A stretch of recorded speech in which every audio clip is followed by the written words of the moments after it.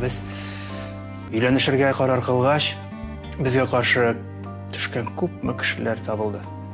Этот кинопавильон стал вторым домом для всей съемочной группы. Здесь каждый из них провел 5 месяцев. Столько снимали сериал, а это 40 серий о жизни многонациональной семьи. Здрасте.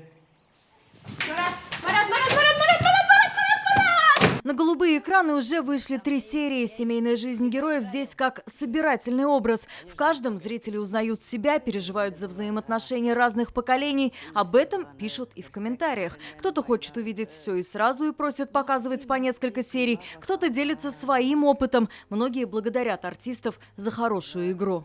Смотрим с удовольствием. Заранее готовим блины, ставим чай. Вот только серии короткие 30 минут. Сериал с глубоким смыслом про нашу жизнь. Всегда бы такие фильмы снимали, а не только в год родных языков. Спасибо большое артистам. Очень хорошо играют. Эх, а ведь в фильме затронута очень важная проблема. До слез.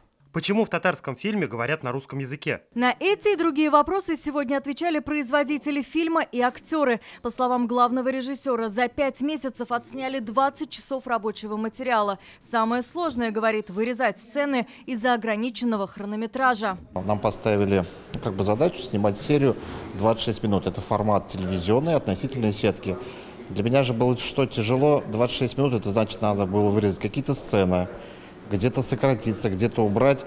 Для творческого человека, который проделал большую работу, вырезать, сокращать очень болезненно. По-новому раскрылись и сами герои. Зульфия Валеева сыграла русскую невестку. В сериале актеры тоже говорят на 2 языках. У меня есть знакомые, которые русские тоже. Они говорят, ну наконец-то, Зульфия, тебя можно понимать, ты говоришь на русском, и можно понимать, о чем ты говоришь в сериале. Поменялся и артист Гамиль Асхадуллин. Он сыграл деда. Я постригся, я весь белый. И вот мне жена говорит, слушай, говорит, ты вообще в деда превратился.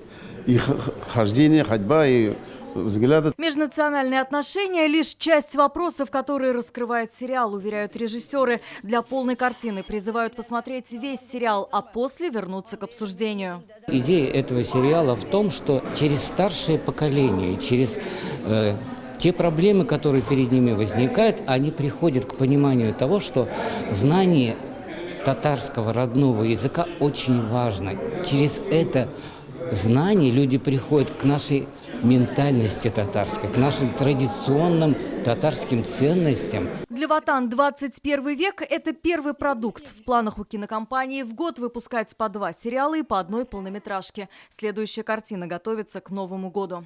Алия Хайрудинова, Марат Зайдуллин, ТНВ, Казань. Закажи рекламу на ТНВ.